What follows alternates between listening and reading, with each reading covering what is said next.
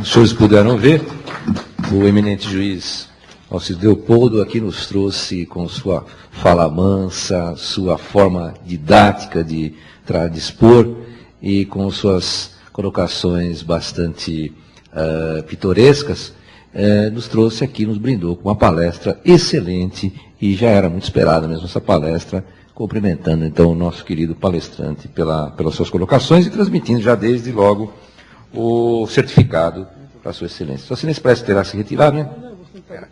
Vai sentar para dentro. Perfeito. Pois não. Então, pois não. Vamos colocar duas coisas. Primeiro vamos chamar o doutor Eduardo Maneira, porque ele já vai começar a palestra dele, está sem delongas. Colocar duas coisas apenas. Primeiro, nós temos que entender que a preferência dos precatórios alimentares será apenas daquele ano. E a preferência dos precatórios dos idosos e dos doentes será entre todos os precatórios. Isso também nós todos não falamos, nenhum palestrante falou, e agora estou me recordando. E também essa questão da inconstitucionalidade, nós vamos deixar para ver o que vai acontecer. Eu sei que o processo já está em largo andamento, vamos aguardar o Supremo que vai fazer. Quero dizer também que antes de fazer as minhas palestras, que eu andei percorrendo aí o Brasil, etc., eu fui me assessorado ali do nosso querido Alcides, eu fui bem meus conhecimentos, prestar os conhecimentos do nosso querido Alcides, que me trouxe, me forneceu vários elementos e me ajudou bastante a organizar a minha palestra. E agora, sem delongas, eu passo a palavra ao nosso querido palestrante. Deixa eu pegar o meu óculos aqui, porque...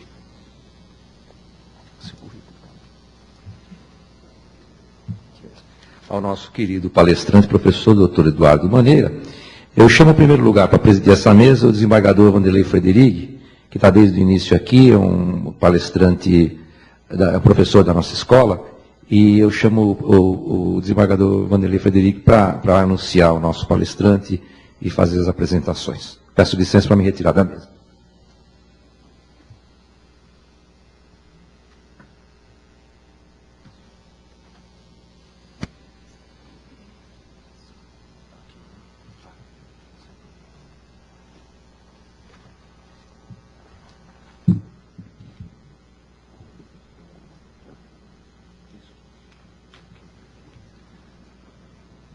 Bem, boa tarde a todos. Vamos dar início então à última palestra número 3, cujo tema é Leilão, Deságio, Compensações Automáticas, Improbidade Administrativa e Devedores Omissos, Reversibilidade do Sistema.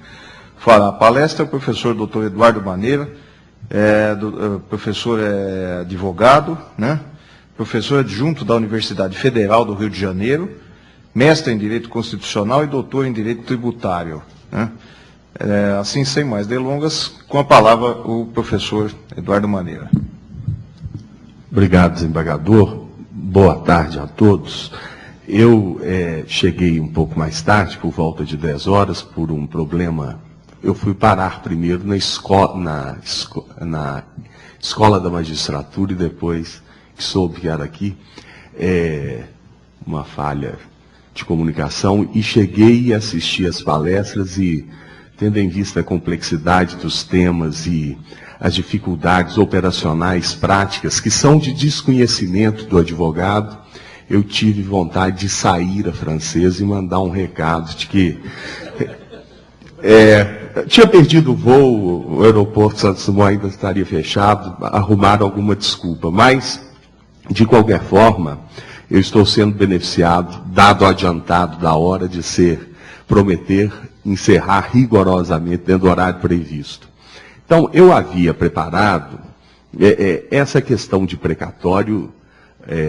Eu me lembro, antes de iniciar, que eu, quando iniciei minha profissão de advogado, em 88 e 89, foi mais ou menos quando começaram as ações contra os empréstimos compulsórios incidentes sobre compra de veículos, automotores, na base de 30% sobre a compra de carros 0 quilômetros, combustível, câmbio, passagem aérea, etc.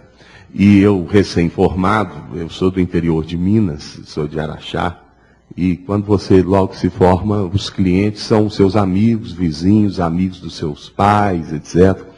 E eu ajuizei um mandado de segurança, uma ação repetitória de indébito para 20 amigos, hoje ex-amigos, pleiteando a restituição do que se pagou a título de empréstimo compulsório de veículo, representava 30% do valor do veículo. Eu cobrei um salário mínimo de prolabore e 20% sobre o resultado. Na época ainda se podia cobrar 20%, hoje isso é impossível. E aí, 93 por aí, a diretora de Secretaria da Justiça Federal de Uberaba me liga, eu morava em Belo Horizonte, falou, doutor Eduardo, sabe aquela ação, precatório? Sei. Pois é, o precatório já está aqui à disposição. Eu vibrei e falei assim, eram 20 veículos, quanto que tem aí? Ele falou assim, R$800. Porque foi-se o tempo em que o pagamento do precatório era facilitado pela inflação galopante, inflação de 60%, 70% ao mês, você colocava no orçamento o valor. E quando se era pago, dependendo do período inflacionário, eu fiz as contas, R$800 dividido por 20 daria R$40 para cada. Se eu fosse ligar para cá, sabe aquela ação, nós ganhamos, aquela que você me pagou um salário mínimo? Pois é, você tem aqui R$40 para receber. E eu falei assim, eu vou sair de Belo Horizonte para ir para Uberaba de carro ou de avião. Se eu for de avião, fica mais caro que os R$800. Eu falei, deixa isso aí. E tive que pedir o novo precatório suplementar da correção, etc, etc. Então, eu tenho em relação, isso para dizer o seguinte, eu tenho em relação a essas emendas, emenda 30, emenda 62, que são verdadeiras moratórias, como aqui foi dito, eu tenho um sentimento conflitante. Porque ao mesmo tempo que eu tenho um discurso, fala assim, é um absurdo, já não pague ainda, agora querem 10 anos, 15 anos. De outro lado, eu tenho a impressão de que há nessas emendas uma boa-fé, assim, uma tentativa de se resolver um problema. Se pagar em 15 anos está ótimo, se pagar em 10 anos está ótimo, porque, e aí diz assim, mas então eu tenho um sentimento um pouco conflitante, porque ao mesmo tempo que eu acho um absurdo, se for para resolver, tá bom. A questão do leilão, por exemplo, nós sabemos que o leilão já existia. Quando há cessão nos processos de execução, o que é que há? É leilão entre as partes privadas. Quanto que, olha, eu tenho um crédito de IPI, etc, etc. Tem um fulano que está comprando, a empresa, a Souza Cruz está dando 50% de desságio, a Telefônica dá 60%, a outra dá 70%. Esse leilão já existia quando se havia possibilidade de fazer a cessão nos autos da execução, cede lá no processo judicial a parte, a substituição processual da parte. O que é aquilo? Leilão. Então, eu não sou contra, acho o acordo muito perigoso, mas o leilão de quem oferece o maior deságio, recebe, etc, etc, eu não vejo, a rigor, inconstitucionalidade nisso, porque é opcional. Eu participo do leilão se quiser. E esse tipo de coisa sempre existiu na prática da advocacia e agora com muito menos risco, porque antes era um leilão entre partes privadas, há um mercado de negociação de precatórios que não é um mercado considerado no meio advocatício, não é um mercado bento, não é um mercado santo. E é a pura verdade, com que é que o fulano mexe? Com venda e compra de precatório. Já há uma certa, fala assim, tem rolo nisso aí. Se o deságio, e é verdade, se o deságio agora é numa relação do credor com o devedor oficial, prevista em emenda constitucional, eu acho uma boa coisa. Agora, falar sobre a emenda é muito difícil, porque já foi dito aqui que há várias, em relação à emenda 62, já existem ações diretas de inconstitucionalidade, questionando diversos artigos, sob vários fundamentos que eu elenquei aqui, dentre os quais os seguintes tidos por lesivos, em ADIM 1096 e ADIM 584, os relatores Celso Melo e Marco Aurélio. Violação ao princípio federativo por conta da divisão do país em regiões para pagamentos precatórios. Violação à República. violação à coisa julgada, violação do direito adquirido, do ato jurídico perfeito, a separação dos poderes, porque invade competência do judiciário, ao princípio da igualdade, isonomia, etc.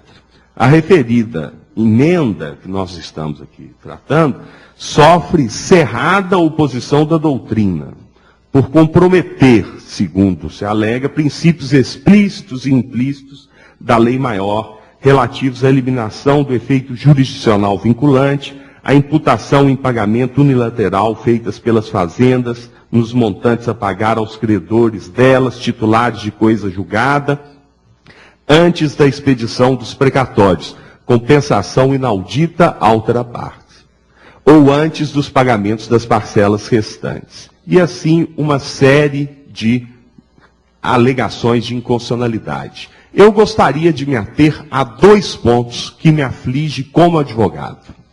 O primeiro é, eu acho que há uma oportunidade com a emenda 62, eu trouxe um texto longo aqui que eu vou me dispensar de ler. Houve uma oportunidade, teremos a oportunidade de rever a jurisprudência que excluía os créditos de natureza alimentar da possibilidade de esses créditos de natureza alimentar também ter o poder liberatório para pagamento de tributos. Por quê? A interpretação literal é maléfica aos créditos de natureza alimentar que a Constituição sempre pretendeu privilegiar. Então, quando se fala com ressalva, a interpretação literal, ressalvados créditos definidos em lei como de pequeno valor, os de natureza alimentar, é porque se pressupõe de que não, o pressuposto do artigo 78, em relação a esses não haveria atraso. Se não haveria atraso, não há que se falar em poder liberatório para fins de pagamento de tributo. Mas se há atraso em relação ao pagamento dos precatórios de natureza alimentar, você não pode colocá-los em desvantagem aos precatórios comuns ordinários. E se isto, e há decisões de tribunais de justiça, eu tenho uma decisão do Tribunal de Justiça de Minas, nesse sentido, muito boa, que depois foi objeto de uma cautelar do Supremo, que suspendeu, e eu tenho aqui decisões, o Marco Aurélio é voto vencido.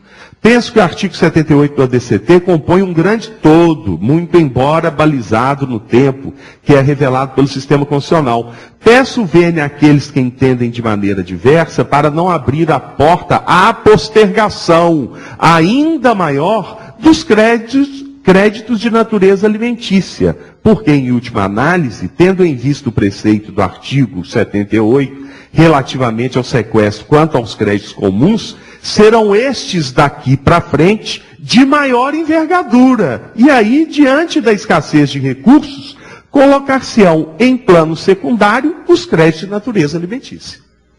Mas este não foi o entendimento que prevaleceu no Supremo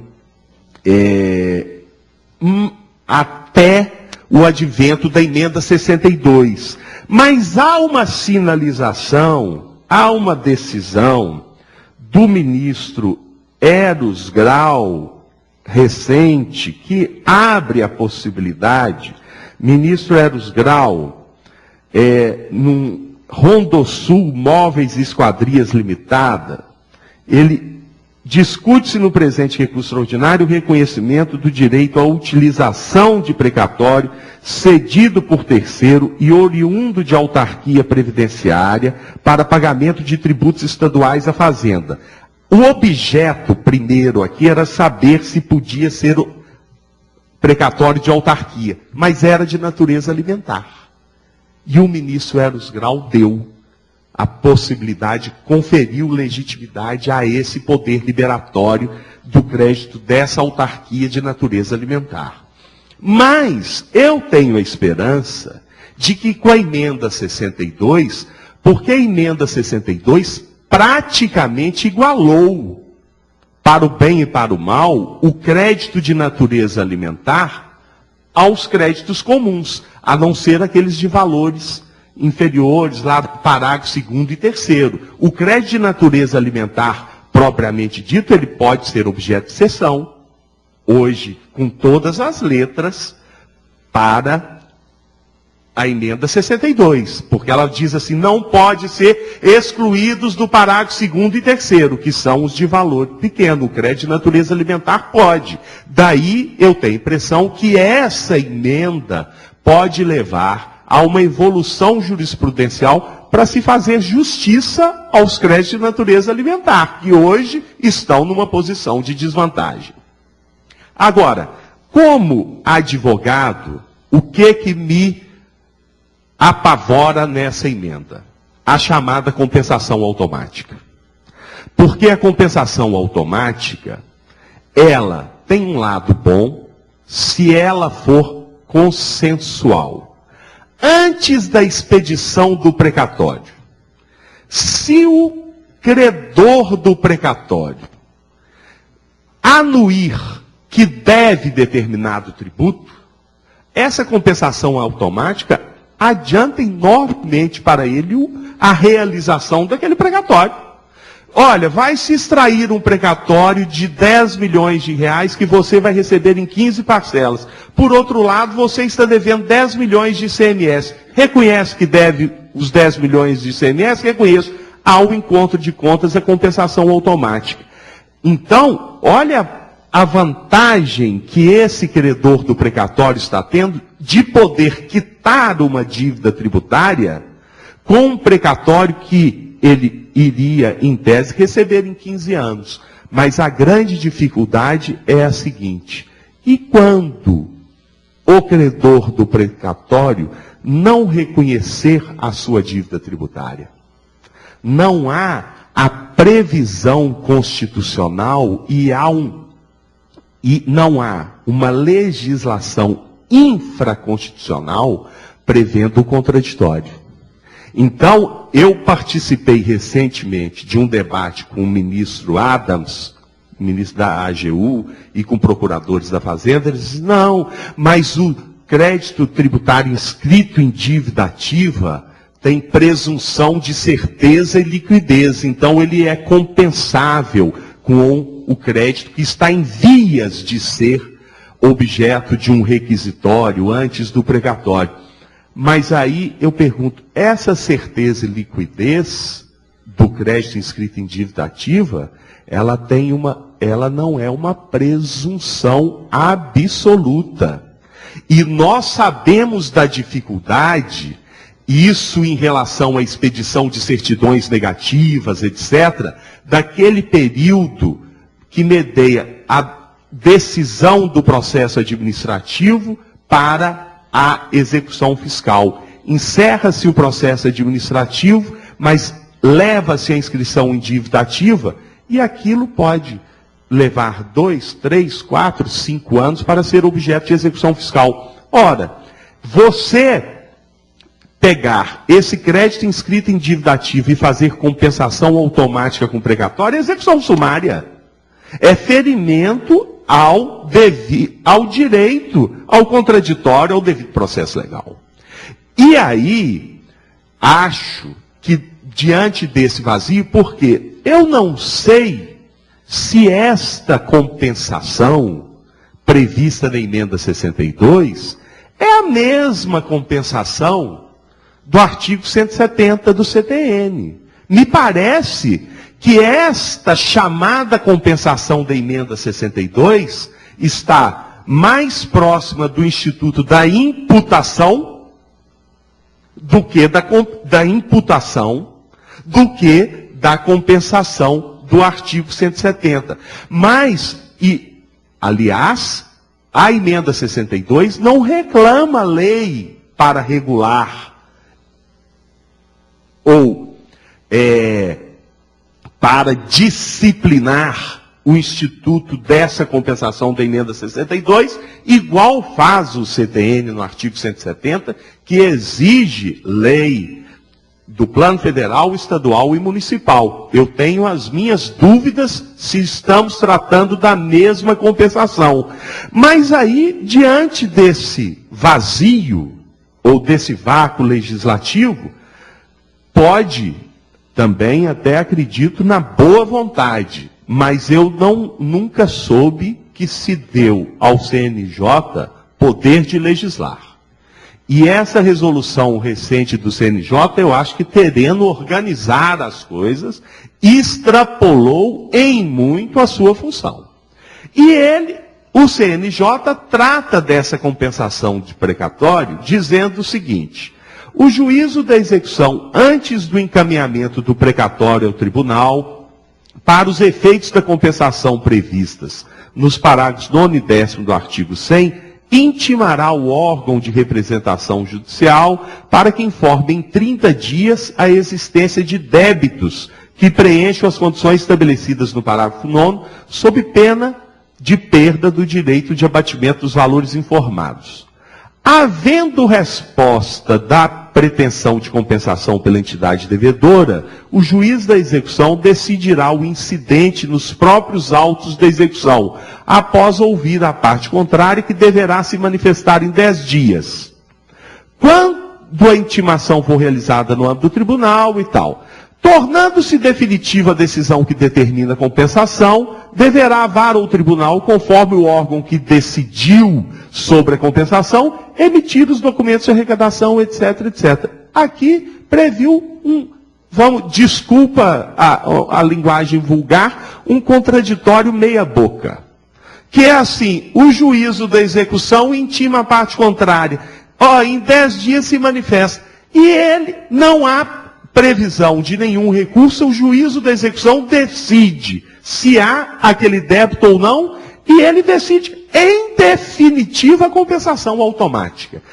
Dessa forma, aquilo que podia ser bom no sentido de apressar o recebimento, porque quando há a anuência do credor do precatório em relação à dívida tributária, esse mecanismo eu acho fantástico. Mas se há resistência do contribuinte em reconhecer a dívida tributária, essa compensação automática torna-se inconstitucional. Então é aquele problema o problema levantado pelo juiz Alcides, que o problema está na execução. Quer dizer, já imaginou o contencioso que vai gerar em torno disso? Eu levo 20 anos para ter um precatório, e aí o Estado vai vasculhar a minha vida e falar assim: peraí, descobri uma dívida sua aqui de ICMS, compensa.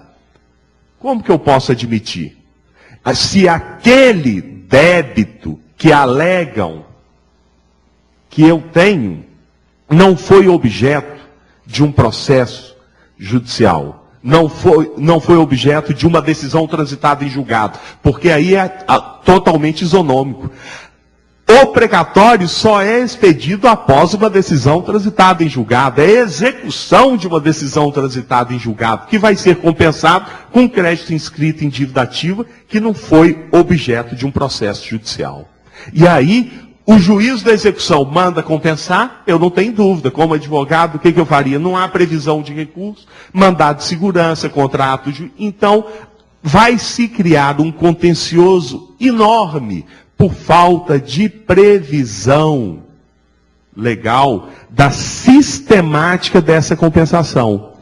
Ou seja, essa compensação, ela só pode ser automática se, sendo intimada, decidirá após ouvir a parte contrária. Se a parte contrária concordar, processa-se a compensação. Se a parte contrária resistir, essa compensação não pode ocorrer. São esses dois pontos que me chamam muito a atenção. A possibilidade. Então, concluindo para abrir para os debates, eu considero que tanto a emenda 62 quanto a emenda 30, com todos os seus defeitos de redação, com todas as suas impropriedades e com, vamos dizer, o poder público dando assim, expressamente, uma confissão o seguinte: eu não tenho, eu sou um caloteiro oficial, mas estou querendo resolver esse problema. Com a emenda 30 se tentou com 10 anos, não foi possível, agora está se dando 15 anos, mas eu vejo nisso um lado positivo. Assim, mas é um absurdo, moratória de 15 anos, mas eu vejo uma boa-fé, uma tentativa de se pagar. Uma tentativa de se pagar. Não sou contra o leilão, porque eu acho que na relação com o contribuinte, isso em qualquer coisa, base... Imposto de renda, lucro presumido, base de cálculo presumida. Se o regime for opcional, ele é legítimo. O que não pode ser é um regime obrigatório. Todos têm que se submeter ao leilão. Não, dá-se a opção. Porque oficializa um leilão com uma parte que, em tese, tem mais credibilidade, que é o devedor com o credor, o leilão se faz diretamente, organiza melhor um leilão que já existia, anterior à emenda 62, que era da cessão de crédito, por substituição processual, que era um verdadeiro leilão com deságios, na medida, quanto maior a inadimplência do poder público, maior o deságio para aquele que empresário, aquele contribuinte capitalizado que precisava do dinheiro que estava descapitalizado, ou mesmo a pessoa física que os créditos de natureza alimentar, na maioria das vezes, alcança pessoas que estão na melhor idade. Então, eu não sou contra o deságio, mas vejo na compensação automática, quando for consensual, uma sistemática eficaz, que pode levar a um encontro de contas e diminuir muito o estoque da dívida, mas vejo que o judiciário deve se pronunciar para dar segurança aos contribuintes em duas questões. Essa compensação automática não pode suprimir o devido processo legal e nós não podemos continuar marginalizando o crédito de natureza alimentar, como tem ocorrido atualmente com a atual jurisprudência do Supremo Tribunal Federal.